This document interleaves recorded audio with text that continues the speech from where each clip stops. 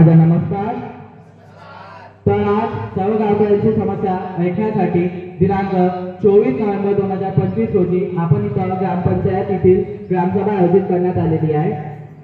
तर मी तुमच्यातून एकच आस ठेवणार की तुम्ही न घाबरता बोलावे, कारण की येणाऱ्या 3 वर्षात आपल्याला आपला गाव विकसित बनवायचा आहे। ते फक्त तुमच्यामुळे शक्य आहे, कारण ग्रामपंचायत कोणाच्या बापाची नाही तर आपल्या गावकऱ्यांची आहे। म्हणून तुम्ही न घाबरता बोलावे, कारण की बाबासाहेबांना आधी पण सांगितलं आहे, 100 वर्ष सेडून जगण्यापेक्षा एक दिवस वाद बनून जगावे। धन्यवाद। आज मला एवढेच म्हणायचे आहे की बऱ्याचदा आपल्याला असं वाटते की आपली गोष्ट कोणी ऐकणार नाही, पण आजच्या सभेत आम्ही आपली गोष्ट ऐकणार व त्याच्यावर उपाय सुद्धा काढणार। आणि मी आपल्या सचिव साहेबांना विनंती करतो की आपल्या गावकऱ्यांची समस्या नोंदावी व त्याचा उपाय सुद्धा काढावा। मैं सचिव आपके सामने पिछले वर्ष का वार्षिक बजट का ब्यौरा प्रस्तुत कर रहा हूँ। हमारे पास पिछले साल वार्षिक कुल बजट था 20 लाख रुपए। तो हमने सड़क सुधार के लिए 5 लाख रुपए खर्च किए, स्वास्थ्य सुविधाओं के लिए 5 लाख रुपए खर्च किए, पर्यावरण संरक्षण उपाय के लिए 3 लाख रुपए खर्च किए, स्वच्छ जल और सिंचाई व्यवस्था के लिए 3.5 लाख रुपए खर्च किए, शिक्षा सुधार के लिए 3.5 लाख रुपए खर्च किए। कुछ कर प्राप्ति और मरम्मत कार्य अभी प्रलंबित है। आने वाले समय हम अपने गांव में डिजिटल सेवाएं और स्वच्छता अभियान की और मजबूती दी जाएगी। इसी तरह आज की सभा का हम प्रारंभ करते हैं। नमस्कार ताई। आपल्या गावची आशा वर्कर। आपल्या गावाची खूप मोठी समस्या म्हणजे टीकाकरण। 7 मुलांचं टीकाकरण झालेलं नाही आणि 12 गर्भवती महिलांनी यांची तपासणी करायला येत नाही। जर असं चालत राहिलं तर पुढे जाऊन खूप मोठी समस्या होऊ शकते। काय ताई, याच्या मागचे कारण काय? घरापासून दूर असल्यामुळे ती घरचे पुरुष संमती नाही देत। त्यांच्या घरचे पुरुष अनुमती देत नाही आणि ते एकटे यायला खूप घाबरतात। नमस्कार सरपंच, मी आहे स्वास्थ्य प्रतिनिधी। आम्ही गावामध्ये तपासणी केला तर 27% स्त्रिया ॲनिमिया या रोगाने पीडित होत्या आणि त्यामध्ये स्त्रियांमध्ये कमजोरी, थकावट आणि लहान मुलांमध्ये कमी वजनाची समस्या दिसत होती। नमस्कार सरपंच जी, लोग जो हमसे दवाइयाँ लेकर जाते हैं उन्होंने दवाइयों के लिए हमसे शिकायत की है कि वह जल्दी एक्सपायर हो जाते हैं और जिससे कि उनको जो है वो अपनी डोज समय पर नहीं ले पाते, तो इसी कारण उनके स्वास्थ्य पर असर पड़ता है। तो मैं आपसे निवेदन करती हूँ कि नई दवाइयाँ मंगवाई जाए जिनकी जो एक्सपायर डेट है वो थोड़े ज़्यादा समय तक चले।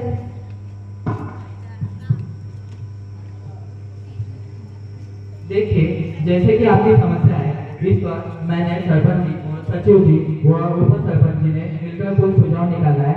अभी अभी आशा ताई और हमारे गांव के महिलाओं के हमें जो आज इस ग्राम सभा में अपने गांव के स्वास्थ्य के बारे में समस्या बताई, मैं उनका धन्यवाद देना चाहता हूँ। तो इसे आज की सभा में उपस्थित सरपंच, उप सरपंच और मैं हम तो हमारा इस पर सुझाव है, हम अपने गांव की पीएचसी में पर्याप्त मात्रा में एक उपलब्धिकरण के लिए सीएमओ को पत्र लिखेंगे और उस पत्र में हम उनसे निवेदन करेंगे कि जो दवाइयाँ हमारे पीएचसी में भेजी जाती है वह 2 से 3 साल बाद एक्सपायर होने वाली दवाइयाँ हो। और हम आपातकालीन वाहन को भी उल्लेख करेंगे। हम जागरूकता अभियान चलाएंगे, जगह जगह पर पोस्टर लगाएंगे और एडवर्टाइजमेंट करेंगे। इसके लिए अनुमानित व्यय 10,000 लगने वाला है। क्या गाँव वालों आप इससे सहमत हो? अगर हो तो आपसे मत कीजिए। तो सहमत से हम ये लेटर आगे फॉरवर्ड करते हैं। सरपंच साहेब, नमस्कार ताई। मी ग्राम सदस्य तुमच्यासमोर एक समस्या घेऊन आली आहे। माझ्या सोन्याची तब्येत बिघडली होती, पण रुग्णालयात पोहोचायला खूप उशीर झाला। जवळपास कोणतीही गाडी मिळाली नाही। आपल्या गावातील सर्वात मोठी अडचण म्हणजे वाहतूक व्यवस्था आहे। जर अचानक कोणी आजारी पडला तर रुग्णालयात पोहोचायला खूप उशीर होते आणि त्यांची स्थिती खूप गंभीर होते। तर माझी हीच विनंती आहे की आपल्या गावात एक आपत्कालीन वाहन उपलब्ध करावे। हाँ सरपंच जी, गाँव में एम्बुलेंस बहुत देरी तक आती है। कई बार तो 1-2 घंटे भी लग जाते हैं और कई बार तो आती ही नहीं है, और जिसके कारण जो गर्भवती महिला है उनके ट्रीटमेंट में प्रॉब्लम आती है। हाँ, हमने इसका सुझाव निकाला। अभी अभी हमने उल्लेख किया कि हम अपने पंचायत में एक सामुदायिक वाहन एम्बुलेंस उपलब्ध करेंगे जिससे बच्चे, गर्भवती महिला और तथा बुजुर्गों के लिए ये उपयोगी होंगी और वो आपको जल्द से जल्द अस्पताल पहुंचाएंगे।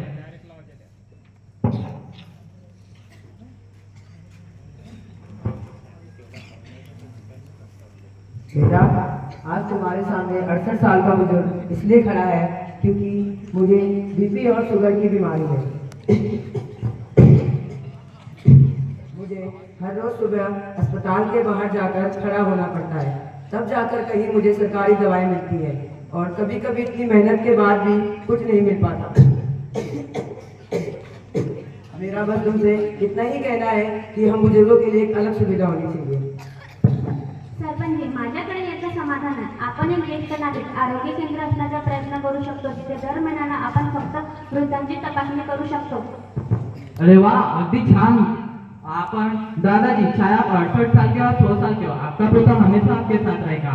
मैं आपके लिए महीने में एक दिन स्वास्थ्य दिवस करके निर्धारित करूंगा, जिसमें सिर्फ आप बुजुर्गों के लिए मुफ्त दवाइयाँ और मुफ्त में इलाज मिलेगा। क्या दादाजी, बस आपका आशीर्वाद हमारे साथ होना चाहिए, हम आपके लिए आगे चलकर बहुत विकसित भारत बनाएं।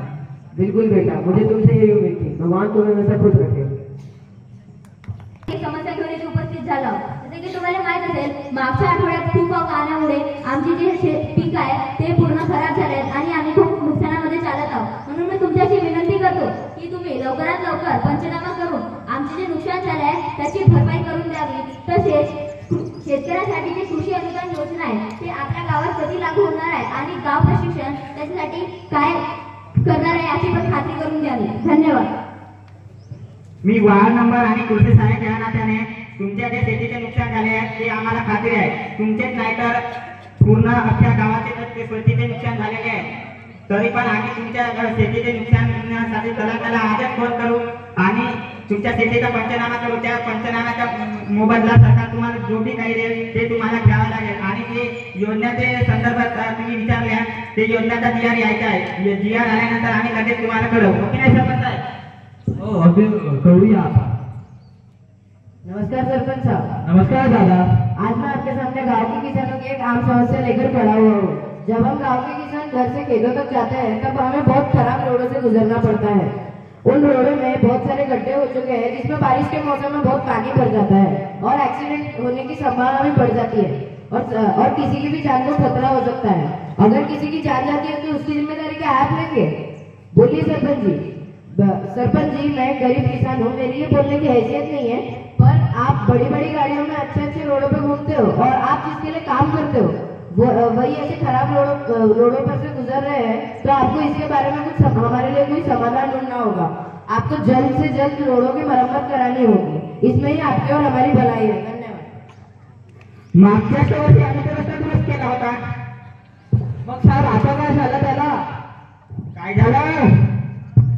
बघा, मला असा गावकऱ्यांकडून ऐकण्यात आला की जो ठेकेदार होता त्यांनी त्या रस्ता बनवता वेळेस काही मिलावट केली व बाकीचे पैसे आपल्या खिशात टाकले।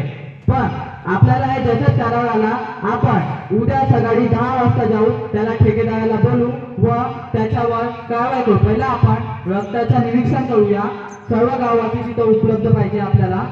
त्याचं निरीक्षण केल्यानंतरच आपण त्याच्यावर दंड बसू किंवा त्याला कोर्टापर्यंत सुद्धा नेऊ।